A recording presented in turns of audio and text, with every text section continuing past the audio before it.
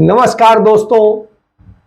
एक कविता जो कहेंगे, एक प्रार्थना हम लोग जब स्कूल में पढ़ा करते थे, तो मैं खुद जब स्कूल में पढ़ता था गवर्नमेंट इंटर कॉलेज में, तो वहाँ पर एक कविता जो है वो प्रार्थना सुबह के समय होती थी। जो प्रार्थना के समय में वो ये होती थी, हे प्रभु आनंद दाता ज्ञान हमको दीजिए, शीघ्र सारे दुर्गुणों को दूर हमसे कीजिए।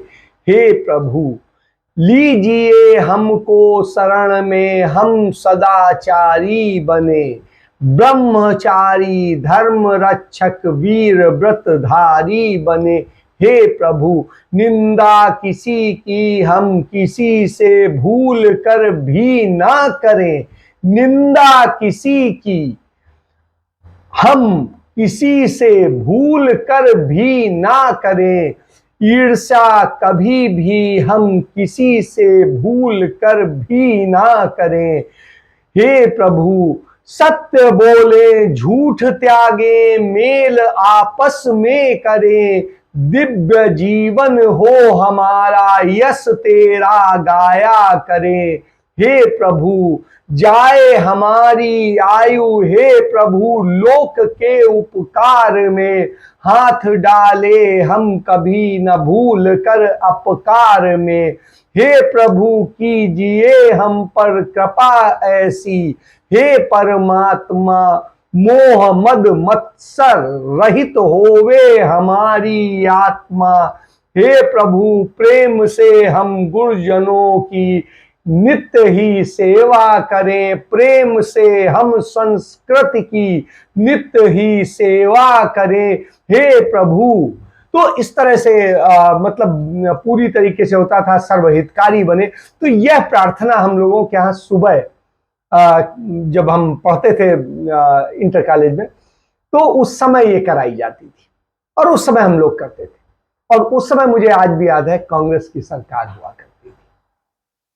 मतलब उन सरकारों में आपको बच्चों को यह सिखाया जाता था। आज आप अपने बच्चों से पूछिएगा क्या इस तरह की कोई प्रार्थना उनके यहां होती है? शायद जवाब आएगा नहीं, क्योंकि इस तरह की नहीं होती। आज जोड़ने की बात होती नहीं, सर्वहितकारी बने, ब्रह्मनिष्ठ प्राप्त कर सर्वहितकारी बने। तो जो ये चीजें थी वो कहां है? नहीं है।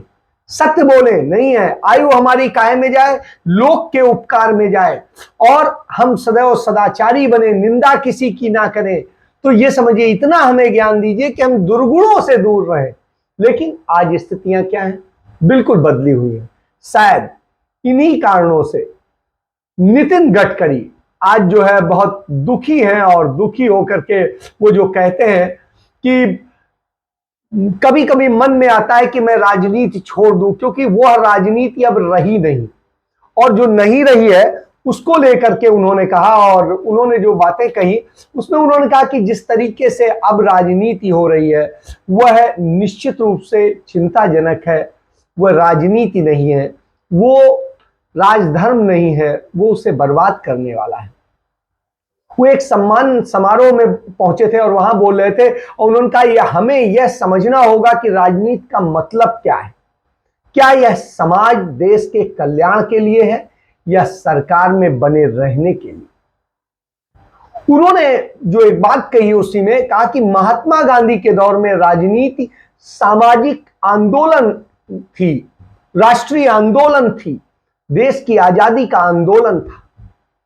बाद में वह राष्ट्र के विकास में और राष्ट्र के निर्माण में और एक लक्ष्य को प्राप्ति करने की दिशा में था, और वह चलता गया उनका। मगर आज जो हम देख रहे हैं वह 100% केवल सत्ता में बने रहने के बारे में। तो आज की राजनीति सिर्फ सत्ता के लिए हो रही है। ये नितिन गडकरी कह रहे हैं, जो भारतीय जनता पार्टी के राष्ट्रीय अध्यक्ष रहे हैं और मौजूदा नरेंद्र मोदी की सरकार में केंद्रीय मंत्री हैं, और एक अच्छे मंत्रालय के मंत्री हैं, जिस मंत्रालय में के बारे में पक्ष और विपक्ष दोनों की अच्छी राय होती है सामान्य तौर पर। और ये स्थिति है कि वो आज कह रहे हैं क्या है, आज राजनीति जो है सामाजिक और आर्थिक सुधार का एक सच्चा साधन होना चाहिए, लेकिन वैसा नहीं है। इसलिए आज के राजनेताओं को समाज में शिक्षा, कला, विकास के साथ काम करना चाहिए, उन्हें सत्य के साथ काम करना चाहिए। तो जब ये बात वो बोलते हैं तो निश्चित रूप से हमारे आपके लिए सीखने वाली है कि आखिर उन्होंने ऐसा क्यों बोला और इसके लिए वो मजबूर क्यों हो रहे हैं।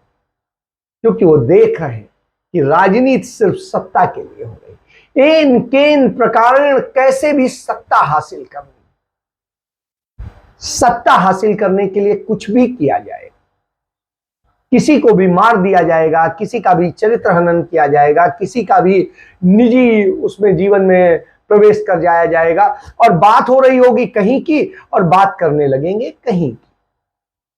तो यह स्थिति है।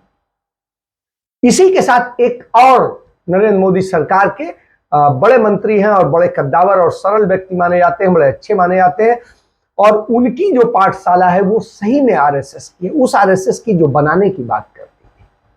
उनकी पाठशाला उस राजनीति के जो अटल बिहारी वाजपेयी के साथ चलती थी। तो आप समझिए, वो है हमारे देश के रक्षा मंत्री राजनाथ सिंह, जो वो भी 2 बार भारतीय जनता पार्टी के राष्ट्रीय अध्यक्ष रहे। वो कहते हैं, जम्मू में बोल रहे थे और उनके साथ संघ के भी बड़े नेता वहां पर पहुंचे हुए थे, उनके सामने वो बोल रहे थे। उनका पंडित नेहरू की बहुत से लोग आलोचना करते हैं, मैं एक विशेष राजनीतिक दल से आता हूं, लेकिन मैं पंडित नेहरू या किसी भारतीय प्रधानमंत्री की आलोचना नहीं कर सकता। उनकी नीति में भले ही कहीं पर कुछ यदि गलती हो गई हो, लेकिन उनकी नियति कभी गलत नहीं रही और वो देश को बनाने वाले, देश को आजाद कराने वाले एक अच्छे प्रधानमंत्री ही नहीं, एक नेता थे, राजनेता थे। निश्चित रूप से नेहरू के लिए बहुत सारे ऐसे लोग कहते हैं कि भूतो न भविष्य, नेहरू जैसा न तो नेता हुआ है और शायद न होगा, क्योंकि नेहरू नेहरू थे। नेहरू ने सिर्फ त्याग करना सीखा था, लेना नहीं सीखा था। उन्होंने इस देश से कुछ नहीं लिया, इस देश को दिया। प्रधानमंत्री बनने के बाद भी उन्होंने जिम्मेदारियों का निर्वहन किया और अपना सब कुछ दे दिया।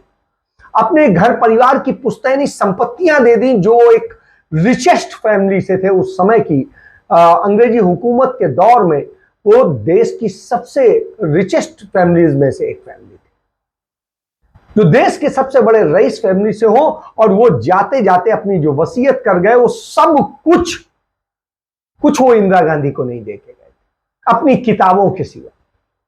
और किताबों की ही रॉयल्टी आज भी राहुल गांधी और सोनिया गांधी को मिल रही है, शेष कुछ नहीं। उन्होंने न कोई मकान दिया, न दुकान दिया, न कोई घर दी, न कोई और चीज, न जमीन, और जो कुछ था सब राष्ट्र को समर्पित कर गए। और ये आज जो लुटियंस जोन देखते हैं, वो आज उनके ग्रैंडफादर के जो है की जमीनें होती थी। मतलब मोतीलाल नेहरू जी के पिता पंडित गंगाधर नेहरू की होती थी, और वो भी उन्होंने दे दी थी कि देश में स्वशासन प्रणाली के लिए जो जरूरत थी बनाने की, स्थापित करने की संस्थाओं की, इसके लिए दे दी थी। तो आप इन बातों से समझ सकते हैं कि वो लोग होते थे। लेकिन आज क्या होता है? आज जो होता है वो निश्चित रूप से शर्मनाक होता है, और उस शर्मनाक स्थितियों पर आप जब चर्चा करेंगे तो कैसे करें? आज संस्थाएं मर रही हैं, संस्थाओं की स्थितियां खराब हो रही हैं, और यहां तक कि अब तो न्यायपालिका भी जिन स्थितियों में पहुंच गई है वो हम सबको सोचना चाहिए। Chief justice of India NV Ramana ने जो एक बात कही वो हमें आप सबको सोचनी चाहिए, कि उन्होंने कहा कि हमारी आपराधिक न्याय प्रणाली में प्रक्रिया ही अपने आप में सजा है। जल्दबाजी में मनमाने ढंग से किए जाने वाली गिरफ्तारियों से लेकर कठिनाई से जमानत हासिल करने तक की प्रक्रिया के कारण विचाराधीन जो लोग होते हैं उन्हें लंबे समय तक जेल में रहना पड़ता है, और यह एक बड़ी समस्या है। इस पर तत्काल ध्यान दिए जाने की जरूरत है। यह गंभीर मुद्दा है। पूरे देश की में जो है 80% से अधिक विचाराधीन कैदी हैं, और उनमें बहुत से निर्दोष, लेकिन वो जेल में है क्योंकि हमारी अदालतें प्रो प्रोसिक्यूशन हो गई, प्रो प्रोसिक्यूशन, मतलब पुलिस के इशारे पर चले। तो आप जज नहीं हैं, आप पुलिस और प्रशासन और सरकार को देख रहे हैं और उसके हिसाब से जमानत देते हैं या खारिज करते हैं। आप मेरिट पर तय नहीं करते हैं। तो यह स्थिति है। इसके कारण उन्होंने एक चीज कही कि इन प्रक्रियाओं पर विचार किया जाए, इसके कारण बिना किसी सुनवाई के इतने लंबे समय तक जेल में रहना पड़ता है, यह हमारे लिए सबसे ज्यादा शर्मनाक है। तो ये स्थिति है।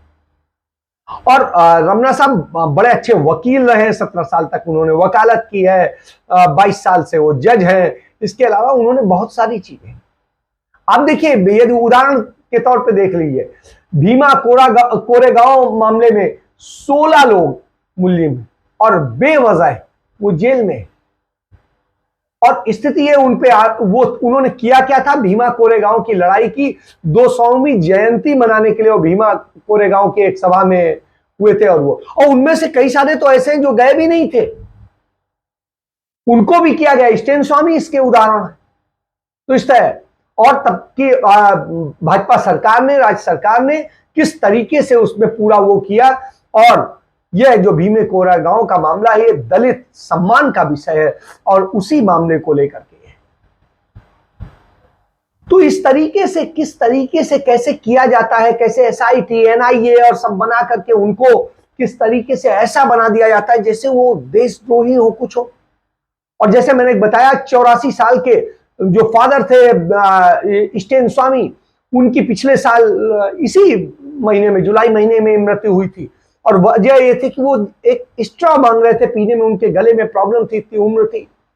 आपने देखा होगा JNU के PhD के छात्र शर्जील इमाम को आप गिरफ्तार किया गया था, CEA NIA के जो चल रहा था, विरोध चल रहा था CEA के विरोध में, और उसको लेकर के और उन्हें जेल में डाल दिया गया और सब कुछ किया गया कि भाषण आपने दिया, ऐसे दिया, वो दिया। और उस तरह से इसी तरीके से अरुणाचल प्रदेश में आपने देखा होगा किस तरीके से है, इसी तरीके से और भी जगह आपने देखा होगा, दिल्ली में आप देखा होगा, JNU में वो देखा होगा, उमर खालिद को आप देख लीजिए। तो इस तरह से हमारी तमाम सारी बेटियां रही हैं, उनको ये स्थिति है। रिपोर्टिंग करते जाते समय, हाथरस में बलात्कार की रिपोर्टिंग करने जाते समय जो है 5 उनको जो पत्रकार थे, सिद्दीकी कप्पन, उनके समेत जो है 3 लोगों को गिरफ्तार कर लिया गया और किस तरीके से जेल में डाला गया है। तो किस तरीके से ये सारी चीजें हो रही हैं, और इन सब चीजों की स्थितियां ये है कि इनको लेकर के आप क्या बात कहते हैं। आपको याद होगा 40 साल पहले गुरबख्श सिंह सिबिया, जो 1980 की बात है, सर्वोच्च न्यायालय की संविधान सभा ने कानून निर्धारित किया था कि दंड प्रक्रिया संहिता की विभिन्न धाराओं में जो सिद्धांत निकलता है वह जमानत देना नियम है और इनकार अपवाद। तो जब ये कहा गया है, 2014 में अवनेश कुमार के मामले में भी कोर्ट ने कहा, गिरफ्तार करने की शक्ति को व्यापक रूप से प्रताड़ना और उत्पीड़न का औजार माना जाता है, निश्चित रूप से इसे जनता का मित्र माना जाता है। 29 जनवरी 2020 को सुशीला अग्रवाल के मामले में भी एक संविधान पीठ ने गुरबख्श सिंह सिबिया और अवनेश कुमार के मामलों के बचे जालों को साफ किया कि स्वतंत्रता के अधिकार को बनाए रखने के लिए अदालतों की शक्तियां और कर्तव्य को फिर से पुष्ट किया। उन्होंने कहा कि याद रखना होगा कि नागरिक जिन अधिकारों को गहराइयों से सजोते हैं वे मौलिक हैं, ना कि यह प्रतिबंधात्मक मौलिक है।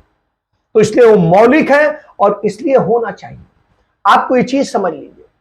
अभी आप देख लीजिए, इसके बावजूद गिरफ्तारियां हो रही, उनका दुरुपयोग हो रहा है। क्यों? क्योंकि आपको सत्ता में बने रहना है। सत्ता के खिलाफ कोई बोलता है तो आप उसको कुचल देंगे, मार देंगे। अब विकास का मॉडल यहां आ गया है।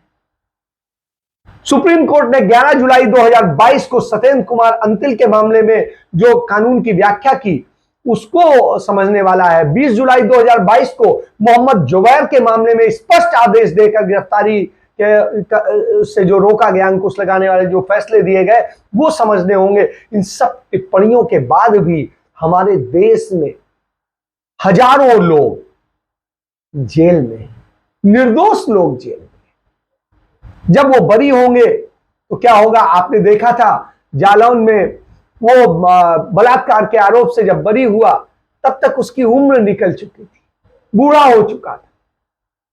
आप समझिए, जो दंश झेला उनके परिवार ने। कई जगह परिवारों ने आत्महत्याएं कर ली, दूसरों ने कुछ कर लिया, आरोपों के बाद में ये भी सारे सामने आए। आप फंसाते हैं, आप वो करते हैं, जबकि कानून कहता है कि जब तक आरोप सिद्ध ना हो जाए तब तक कोई व्यक्ति अपराधी नहीं है, कोई व्यक्ति नहीं है। लेकिन ये होता है क्योंकि नए स्थिति में यही हो रहा है। और आज इसी के बूते राजनीति चल रही, कभी एनआईए के बूते, कभी ईडी के बूते, कभी इनकम टैक्स के बूते, कभी पुलिस के बूते, तो कभी सीबीआई के बूते, तो कभी किसी तरह से उत्पीड़न का खेल चल रहा हो। तो आप बताइए राजनीति कैसे पवित्र हो सकती है? अटल बिहारी वाजपेयी की राजनीति में और आज की राजनीति में यही अंतर है। अटल बिहारी वाजपेयी राजनीति में सुचिता की बात करते थे, और आज क्या हो रहा है? आज जो हो रहा है वो अपने आप में दुखद है। अटल बिहारी वाजपेयी को ही आप सीख लीजिए जो आपके पुरोधा हैं, लेकिन आप नहीं सीखे। हालत यह है आज कि एलओसी पर आप देखिए किस तरीके से एलओसी को क्रॉस करके चीनी विमान, लड़ाकू विमान हमारे देश की 10 किलोमीटर सीमा में प्रवेश करते हैं और घूम घाम के चले जाते हैं, और जो कुछ करना होता है चुनौती दे रहे होते हैं सरेआम। चीन ने हमारे यहां के हजारों किलोमीटर जमीन जो है नरेंद्र मोदी के शासनकाल में कब्जा कर ली है, लेकिन कोई देखने वाला नहीं, कोई बोलने वाला नहीं। हमारा व्यक्ति, हमारे लोग गरीबी से, परेशानियों से झेल रहे हैं, किस तरह से मर रहे हैं, उस पर कोई देखने वाला नहीं। निर्माण के नाम पर धांधलियां चल रही हैं, भ्रष्टाचार चल रहा है, उस पर कोई देखने वाला नहीं। आप देखिए दिल्ली में आम आदमी पार्टी की सरकार, और वो कहते थे कि हम इनकी बात करेंगे, उनकी बात करेंगे, लेकिन क्या हुआ?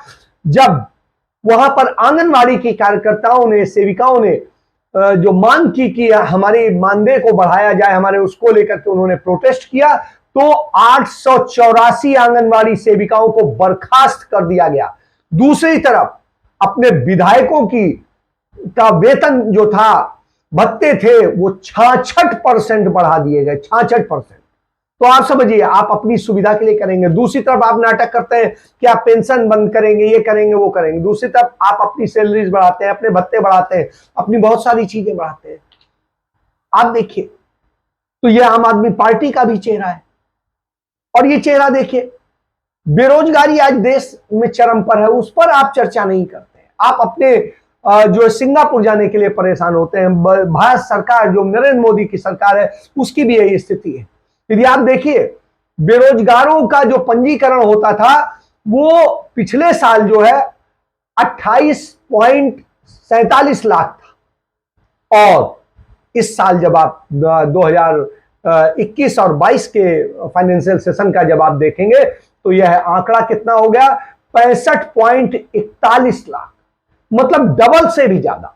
तो इस बात को आपको समझना होगा, आपको इस बात को समझना होगा कि भारतीय सीमा में चीन के लड़ाकू विमान घुसे आ रहे हैं, कोई देखने वाला नहीं, वो नहीं है।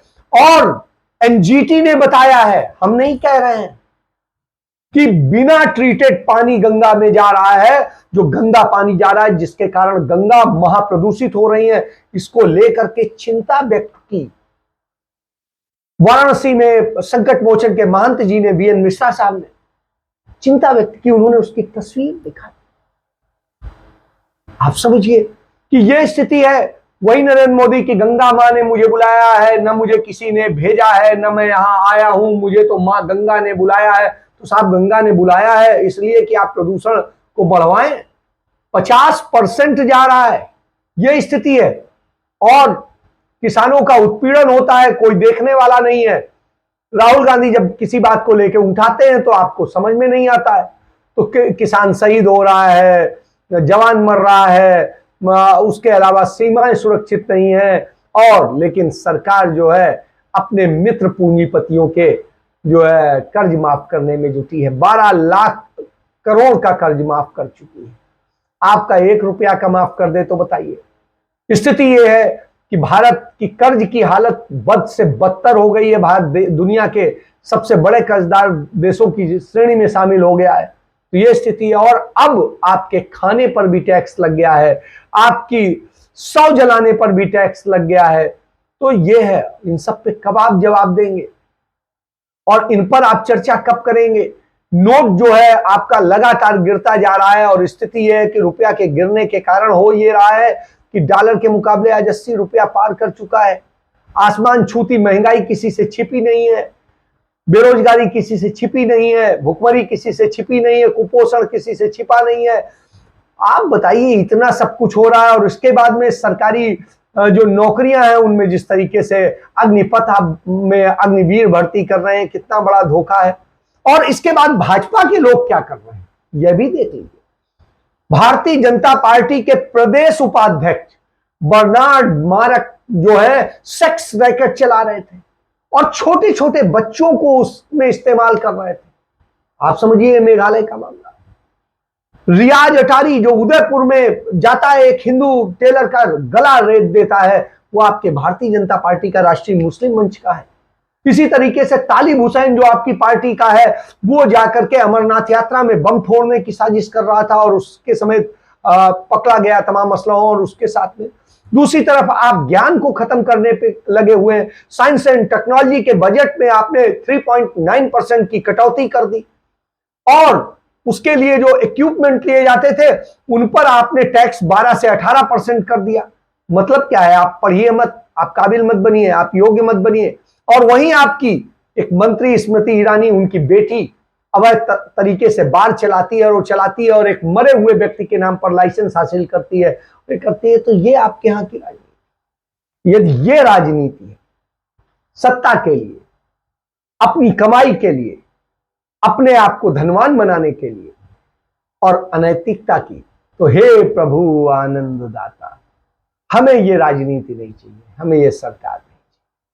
हमें तो वो लोग चाहिए जो जोड़ने की बात करें, जो हमें सबको एक बनाने की बात करें, जो प्रेम की बात करें, जो सौहार्द की बात करें, जो सर्वजन हिताय सर्वजन सुखाय की बात करें, जो वसुधैव कुटुंबकम की बात करें। इस पर हम तो सोचते हैं, आप भी सोचिए। और जब तक सोचेंगे नहीं कुछ होगा नहीं।